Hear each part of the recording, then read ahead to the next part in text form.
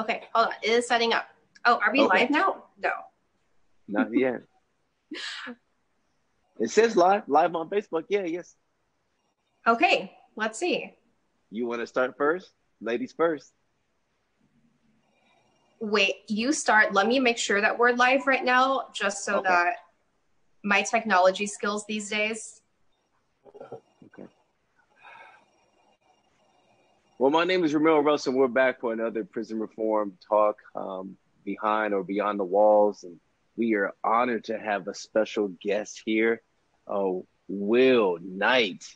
He just had a town hall, and it was actually really good with the other candidates for Maricopa County Attorney. And I'm just so honored and privileged to be able to speak with you and ask some more questions in an informal type of way, so you can just be comfortable. And I have my lovely co-host right here. She's in the background waving. She's going to introduce herself momentarily. But Will, I thought the town hall went very well. How did you think it went? How do you think? It was fantastic. I had a great time. I have a lot of respect for my colleagues and a whole lot of respect for the ACLU. Absolutely fantastic questions. I had a good time. It was educational, informative, challenging, and important. So I'm glad it really was. I like how organized it was. They got all the questions and answering up to par. And I was actually taking notes. I'm like, yeah, that's the question I'm going to ask. So some of the questions I'm going to ask, they may be a repeat. But let's say day one, you're elected. You're the new Maricopa County attorney. What's going to be your first plan of action? What do you think? Oh, my goodness. I mean, I have like a 20-page no, you do.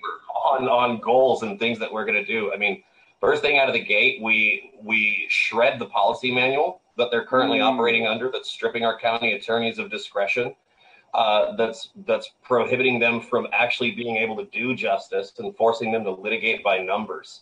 Yes, and in its place, we implement some very clear things that are not, this is how you incarcerate, this is how you prosecute, but these are not the priority policies. Yes. So we implement policies that say, this is what we shouldn't be focusing on. Yeah. Not is what we should be doing in all of our cases. So harm reduction.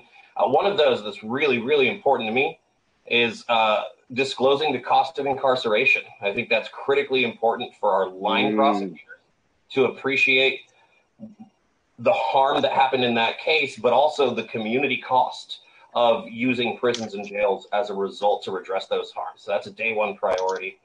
And we talked about some of these other things, not charging juveniles as adults. Absolutely. Yes. Day one priority, we stopped doing that. And we stopped sending jail and prison for substance use disorders, for simple drug possession. That came up a bit during the debate, and I failed to comprehend how Mr. McWhorter and I, how he doesn't see that we have a huge disagreement with each other on this. What I'm trying to get at here is that I am committed to not using our courts to punish people for simple drug possession. The opioid epidemic is incredibly debilitating. People are dying, and punishing people who are suffering from addiction and substance use disorder is not the way to help them recover.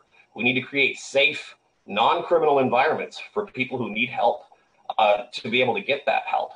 Until people are going to continue suffering and continue dying. So my question for him, I suppose, would be, are you going to charge people with felonies for simple drug possession? And I think the answer is either yes, or he and Ms. Gunnagle have finally seen the light and come to my side of the coin. Yes, sir. Yes, sir. Good answer. I like that. I think Bob touched on it earlier. He said the cost of inmate is $46,000 a year. Is that safe to say that's what it is now here in Arizona? Yeah, it's actually more expensive to house people in our local jails than it is in prison. But prison is still incredibly expensive. Our prison costs, and this is the DOC's numbers, but it's about $25,000 per person per year. That's from last year's Department of Corrections budget, and it was their initial budget. That budget was $1 billion overall. They then had to go back to the legislature and ask for another $100 million. And then they had to go back again and ask for another $100 million before the year ran out. Wow. So approaching $1.2 billion. So that $25,000 per person per year. And we're talking about a number of people in prison 42,000, over 42,000. So that number, I think, is actually closer to 30,000. And when we talk about people with special needs, people who are suffering from mental illnesses, juveniles who are being incarcerated, we're talking 6 figures per person. Wow. It's incredibly costly. It is. Hi, Leticia. How are you doing? I see you're eager to ask some questions. Hi, take the mic. So many questions, and I definitely wish that we had more time for a Q&A. I mean, Will, in terms of policy issues, you definitely knock it out of the park, and we're also impressed with everything that you have to say. But I think what makes you so unique, too, as a candidate is that you're the only candidate of color. You are an immigrant, and you're personally impacted by the prison system. So can you tell us more about that? Sure. What specifically of those things do you want to know more about? Any of it. And we have, people with questions about what your experience as an immigrant is like, and how that would drive your policy decisions. So specifically from Mike Mazzella, his question that he texted me that he didn't get to ask at the town hall was, the abhorrent racial disparities in our criminal justice system are particularly prevalent in Arizona. Will, as the only person of color in the race, how will your life experiences as a Latino man in America impact your policy decisions? Okay, good question. Wow, that's a fantastic question. That is a fantastic one. Let me start by acknowledging, yes, I think it is important that our Black and Brown community have voices and have leaders who reflect their struggle and their background. It's one of the things that's really massively contributing to the disenfranchisement in our diverse communities. 1% of our elected leaders overall are Latino, and the Latino community, the Latinx community, comprises 18% of our population nationwide, 32% here in Maricopa, where we have a really ugly history of disenfranchisement. Mobilizing that community, giving them a voice, somebody they can trust, and somebody that understands where they come from is incredibly important, not just for winning this race. This race is very, very important, obviously, to me and hopefully to you as well, but to winning all the races that are very important down the hall. More voter turnout is good for everybody. The franchise means that everybody should have access to voting. So let me acknowledge my privilege, though. So I am a Latino immigrant, right? But I'm also a cisgendered, heterosexual, white-presenting man. I don't have a Latino-sounding name. I have a white boy name. I was born with dual citizenship. It's an incredible gift that I had.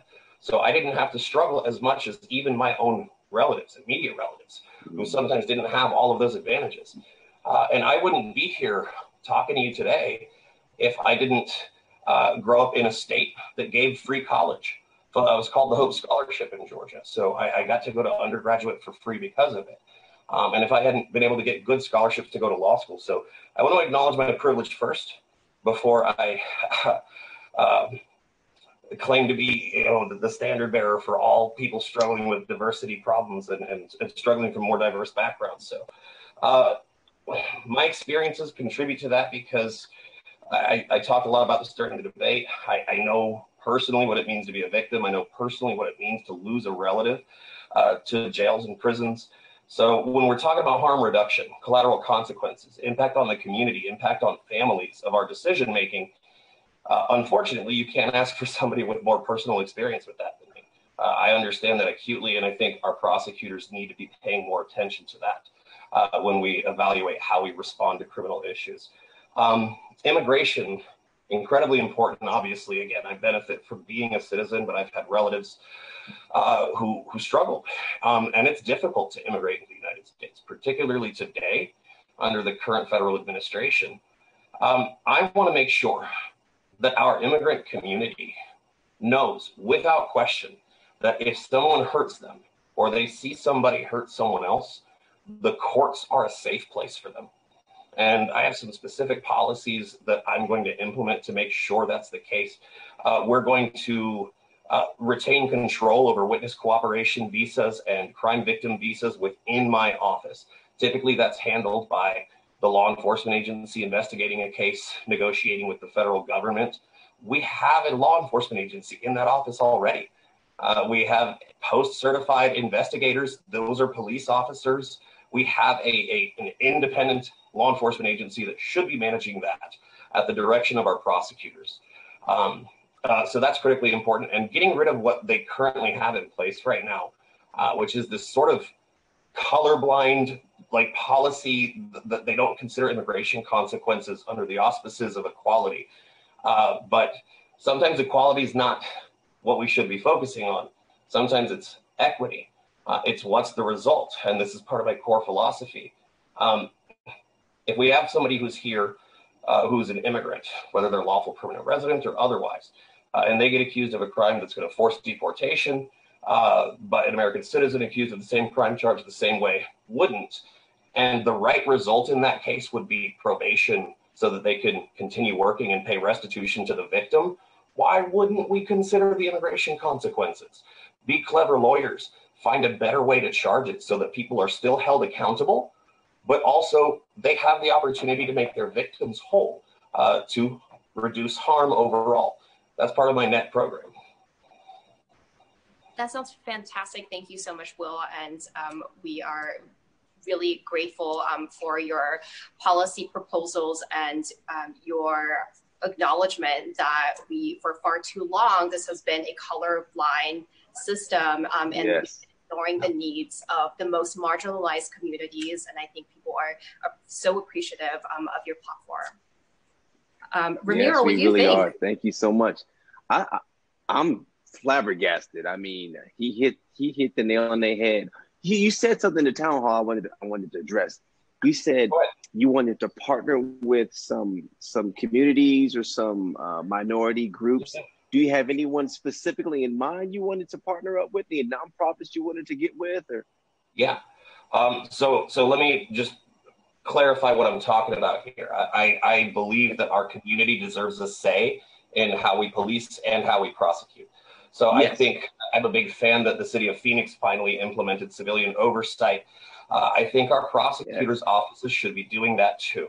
So I want to create a community oversight board that involves all stakeholders, from our marginalized communities to other stakeholders in the system.